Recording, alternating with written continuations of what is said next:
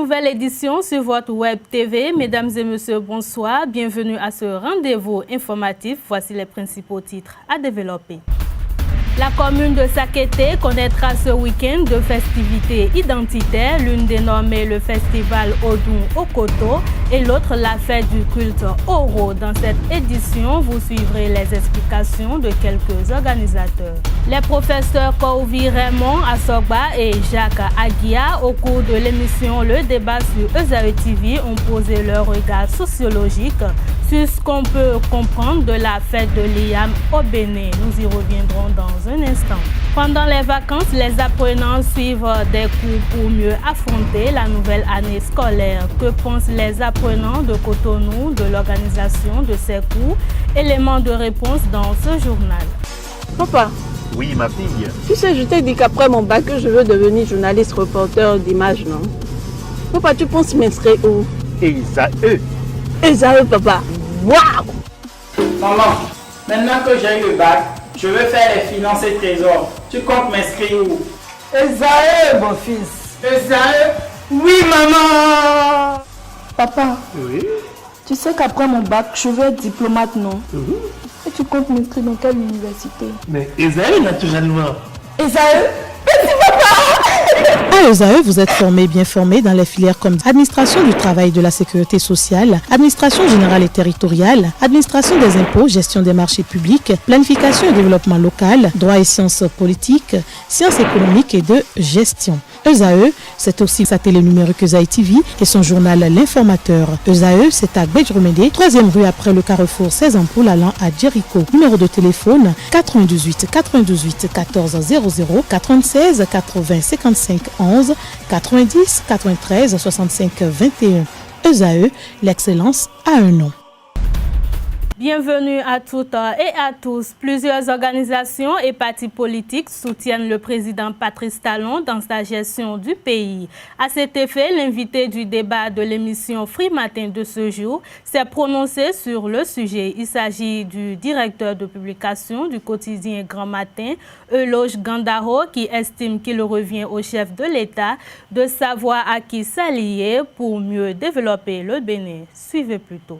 Ce qui se passe actuellement, c'est une manière pour les chapelles politiques, c'est une manière pour les différents partis politiques, c'est une manière pour les différents groupes politiques de peaufiner leur stratégie, de préparer le terrain pour pouvoir affronter ces élections. Parce que l'enjeu est de taille. N'oubliez pas que de l'autre côté, il y a également ceux qui sont proches de l'ancien président Boni Yayi, avec l'alliance FCBE. Même s'il y a eu beaucoup de départs, certains barons qui ont quitté, il y en a qui actuellement s'efforcent de mobiliser les populations à leur cause. Donc il y a tout ça, tous ces mouvements que vous observez sur le terrain, c'est dans la perspective des prochaines élections. Bon, deuxième chose que je tiens, sur laquelle je tiens à attirer votre attention, n'oubliez pas également qu'au lendemain du rejet du vote du projet de loi portant révision de la Constitution, le président Talon a bien dit « je vais maintenant faire la politique ». C'est un terrain qui était pratiquement abandonné. Vous devez constater que tous les premiers mois, avant la transition du projet de loi sur la révision de la Constitution à l'Assemblée nationale, il y avait très peu d'actions sur le terrain en faveur du président Talon. Il y a très peu d'actions et le président Talon aussi n'intervenait pas très souvent pour parler de ce qu'il a pu réaliser. Or, ce que nous avons vu, ce que nous avons observé avec d'autres régimes, n'est-ce pas? On voit les dirigeants beaucoup plus parler de leurs actions positives, parler de leur réussite. Le président Talon lui a dit, je n'ai pas besoin de parler de mes succès, mais ça va se voir, ça va s'apprécier par les populations. Mais compte tenu des leçons qu'il a tirées, des enseignements qu'il a tirés, de cet échec ou ce rejet du vote ou du projet de loi sur la révision de la Constitution, il a dit, je ferai désormais la politique. Donc comprenez un peu que tous ces mouvements et tous ces groupes que vous voyez, il y en a de sérieux, il y en a de moins sérieux. Peut-être c'est avec le temps que nous aurons le temps de mieux apprécier. L'essentiel est que nous puissions, notre peuple puisse acquérir une certaine maturité, que les votes ne soient plus des votes orientés, qu'il n'y ait plus achat de conscience, qu'il n'y ait plus la corruption lors des élections, parce que c'est ça qui vraiment est dangereux, c'est ça que nous devons combattre. Le vendredi et samedi prochain, la commune de Sakété va vibrer aux couleurs de son festival identitaire dénommé Odun Okoto. Entamé l'année dernière, ce grand rendez-vous autour de cet aliment constitue une opportunité aux fils et filles de Sakété de se retrouver pour réfléchir sur le développement de leur localité. On écoute les organisateurs pour plus d'explications. Le festival Odun Okoto a pour objectif de permettre aux fils et filles de Sakété de se mettre ensemble, et ça doit être également l'occasion pour nous de faire la promotion des valeurs artistiques et culturelles de notre région. Au-delà du caractère festif que ce festival a, nous avons aussi des questions de développement qui seront débattues au cours de pendant cette fête. Cela veut dire que des thèmes de communication seront faits. Nous allons animer des communications qui auront, comment on appelle, trait au développement de la région, et les résolutions qui seront issues de ces communications seront transmises à la mairie, et ensemble nous allons réfléchir pour voir dans quelle mesure ces résolutions-là pourront être prises en compte pour le développement de la région. Le festival Odun Okoto aura lieu les 25 et 26 août prochains. La journée du 25, nous avons les prières à travers toutes les congrégations religieuses. Nous avons d'abord les adeptes de culte endogène vont faire la prière de la matinée. Après, nous aurons droit à une grande prière au niveau de la mosquée centrale de Sakété le vendredi. Et le soir, je crois, on doit avoir une messe au niveau de l'église catholique. Après ça, on aura une sorte de carnaval à travers la ville. Et la journée du samedi, c'est-à-dire le deuxième jour, très tôt dans la matinée, on aura un match qui aura lieu entre les fils de Sakété résidant à Sakété et ceux qui vivent à Cotonou. Après ça, tous les fils et toutes les filles de Sakété doivent se retrouver sur l'esplanade de l'école primaire publique dans le Gou. Et c'est là qu'aura lieu le grand événement. Le grand événement aura lieu là-bas. On aura droit à de nombreuses prestations artistiques et culturelles. Nous aurons les danses traditionnelles telles que le polodjo, le bata, le guélédé, ainsi de suite. Beaucoup de danses traditionnelles qui tendent aujourd'hui à disparaître de nos pratiques vont être esquissées, développées ce jour-là sur les lieux. Le dimanche prochain, les fils et filles de Sakété s'uniront autour de leur fétiche sacré, le Oro. Une tradition vieille de plusieurs décennies qui est occasion d'implorer les divinités pour les bonheurs des natifs de cette localité et pour le développement de cette dernière. Retour sur les moments forts de cette célébration du culte adédian, Oro, édition 2016. Reportage.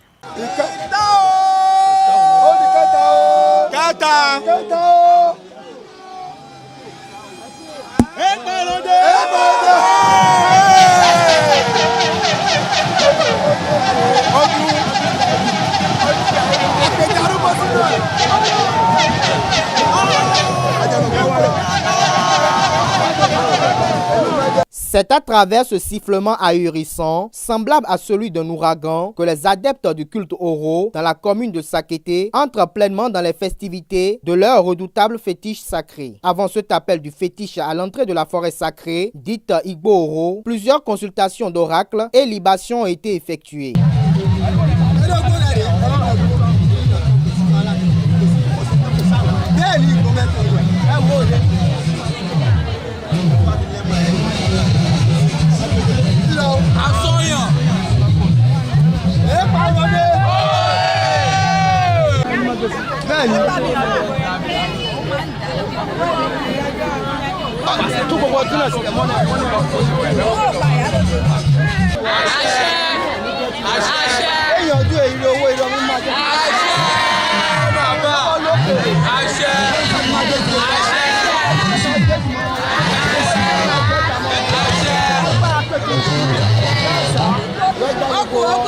Au cours des rituels, les vœux de paix, de santé, de succès et de cohésion sont les plus évoqués. Un cérémonial de lancement qui a connu la présence de toutes les têtes charismatiques des religions endogènes à divers niveaux. De plus, plusieurs autorités municipales et politico-administratives étaient également de la partie. Venus massivement des quatre coins du monde, rien que pour la circonstance, les natifs de la commune de Sakété sont rentrés en terre natale, non seulement pour montrer leur attachement au culte Oro, mais aussi saisir l'occasion pour faire des retrouvailles.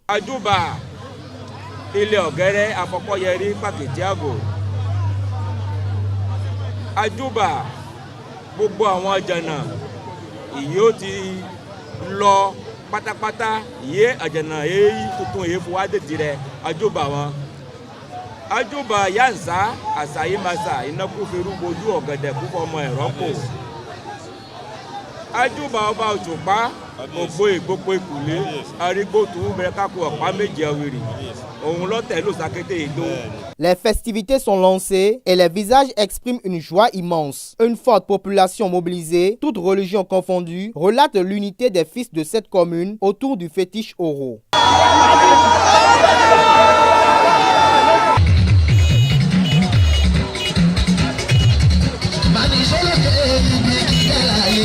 La fête d'Oro est une fête annuelle et commune à toutes les communes des départements du Plateau et de l'Ouémé. Selon les dignitaires de ce culte, ce fétiche n'est pas malfaisant, mais au contraire, est porteur de bonheur et de délivrance. Les festivités ainsi lancées s'étendent sur une durée d'1 mois. Il importe aux voyageurs dans ces 2 départements, surtout les femmes, de bien se renseigner avant toute sortie pour éviter les déconvenues souvent enregistrées lors de cette cérémonie. La fête de l'Iyam est célébrée dans toutes les localités du Bénin, en l'occurrence à Savalo.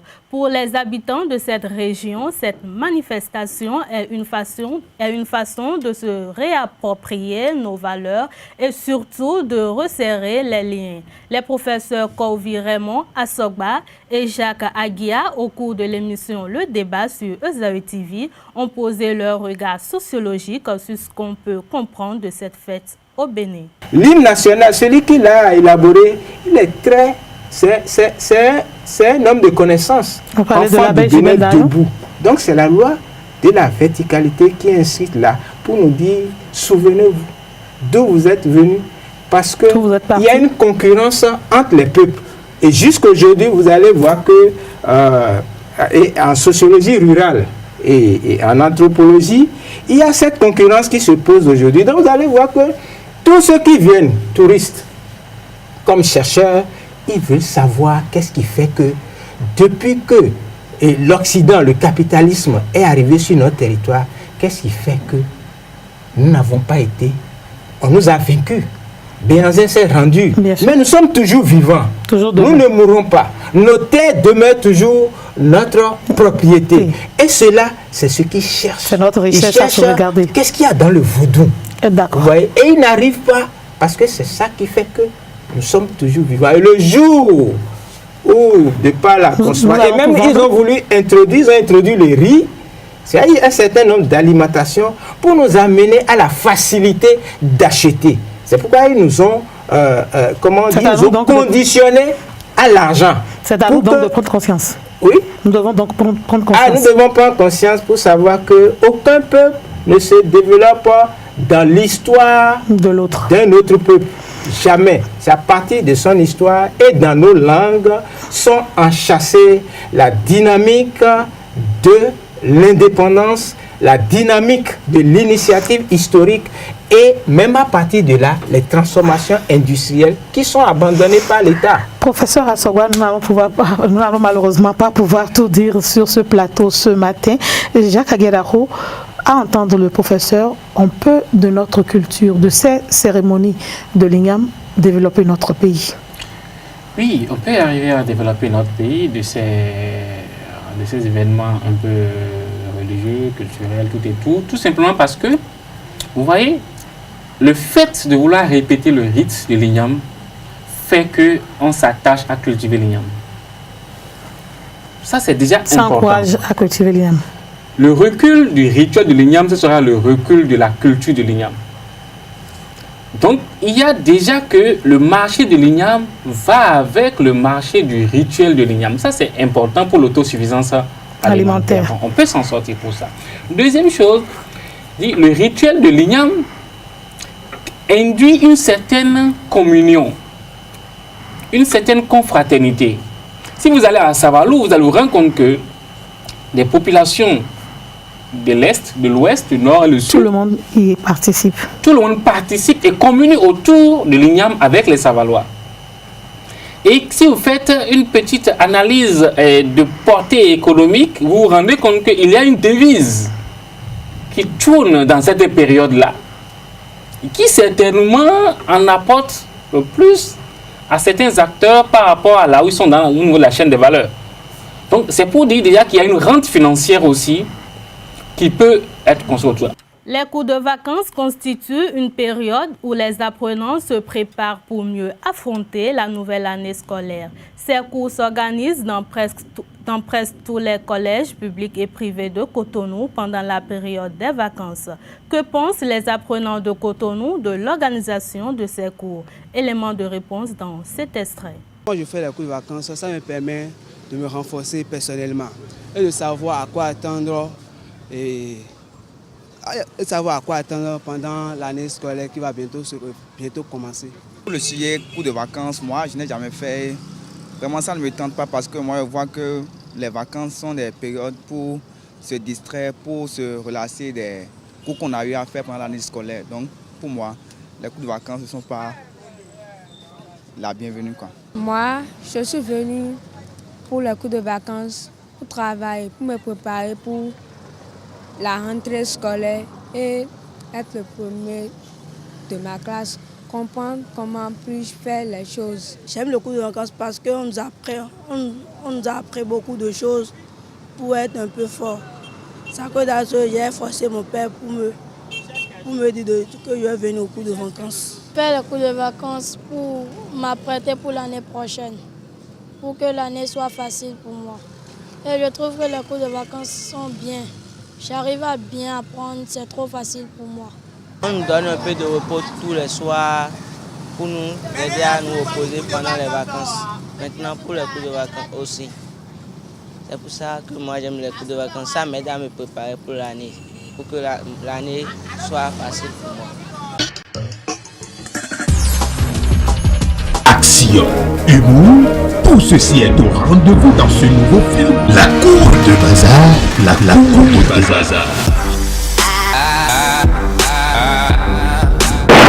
Bazar, tu vas laisser nous 5 secondes, moi. J'habite pas tout.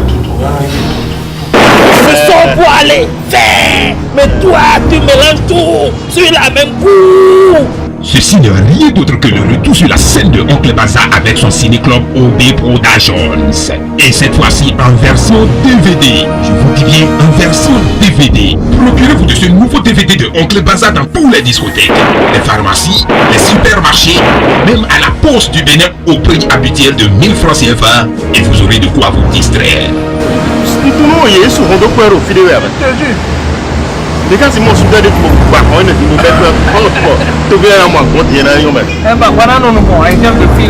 Je suis pas braqué.